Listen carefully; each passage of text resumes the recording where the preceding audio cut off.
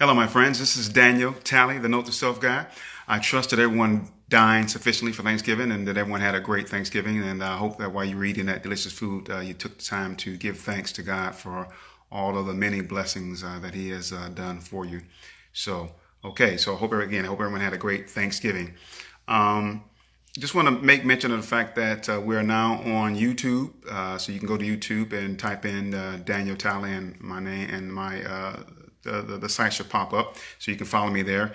Also on my website, I'm linking these videos, these Poor Man's Proverb videos, to the website, so you can find me there. And then also the Facebook author, my author page, we're there as well. So there's three different ways that you can find me if you find these things to be interesting.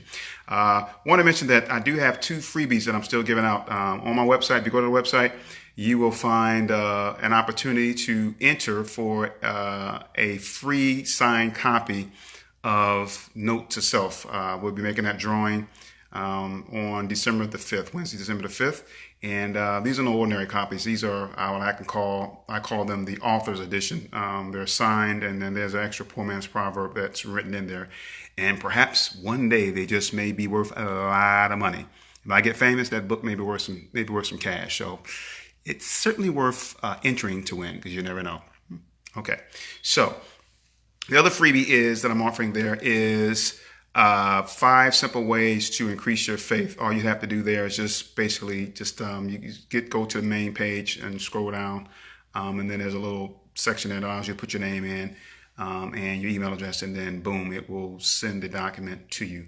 Okay, with that being said, let's talk about it's time to talk Poor Man's Proverbs. Okay, so now we are on Poor Man's Proverbs number 7, but a quick review. Last week we talked about Poor Man's Proverb number 6, which was God's trying to tell you something. This week is Poor Man's Proverb number 7, which is entitled Laziness Equals Broke. Okay, you hear me? Laziness equals broke. Now, one might say, what's wrong with being lazy? What's the big deal? Who am I hurting? Well, in the long run, you're probably going to be hurting yourself. Now, if there's anybody out there, and you can certainly chime in, that's an attorney, wants to be an attorney, aspiring attorney, can you find a case where being lazy is okay? Crickets, right? I don't know that there is a case for laziness being okay. My Uncle Rick used to tell me when I was a kid, that guy over there is allergic to work. That was his way of saying that that guy was a lazy bum. And as I got older, I kind of began to understand more about what it is that he was talking about. Basically, he who is a stranger to work becomes an associate or best friends with broke. Basically. So if you don't work, how can you expect to get anything in this world? Now, one might say, well, what does God think about a person being lazy? Well, He's pretty clear about it. If you would ask my kids, Darius and Wisdom, this is one scripture that they used to hear all the time. I'm sure they can recite it. If you see either one of them, ask them. Thessalonians 3:10, which basically says that if a man doesn't work, a man doesn't eat. So in other words, God's telling us that if we don't work, then we shouldn't expect to eat. Now, of course, when we define that now, I'm sure He's not talking about people. If you're mentally challenged, or if you are physically unable to work, then I'm sure He is excluding you. But if there's nothing wrong with you, you're able-bodied, there's nothing wrong with your mind, you should be out there, if not working, trying to get a job. It's just that simple. Furthermore, God goes on in Proverbs 19:15, He warns, I'm reading here, He warns us of the following. Laziness brings on deep sleep, and the shiftless go hungry. There's that word again, hungry.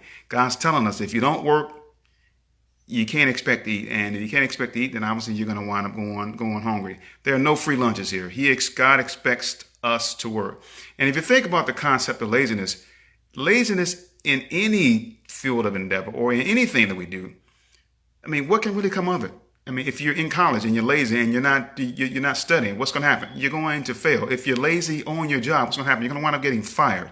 Even if you're lazy in your relationship with your spouse, in terms of not doing the things that you should be doing to keep each other happy, you may want to get a divorce there too. So laziness has I can think of no positive connotation that or no positive situation that laziness would actually even apply. So it really shouldn't even be in our vocabulary, to be honest with you. And that's just, I mean, that's just please, if anyone can make a case for laziness, I'd like to hear it, because here I am, over half a century years old, and I haven't found a case for that yet. Okay, so that's pretty much it. I mean, there's not a whole lot that I can say about this particular one. Next week's poor man's proverb is going to be called, I like this one. Greatness is in your DNA. Greatness is in your DNA.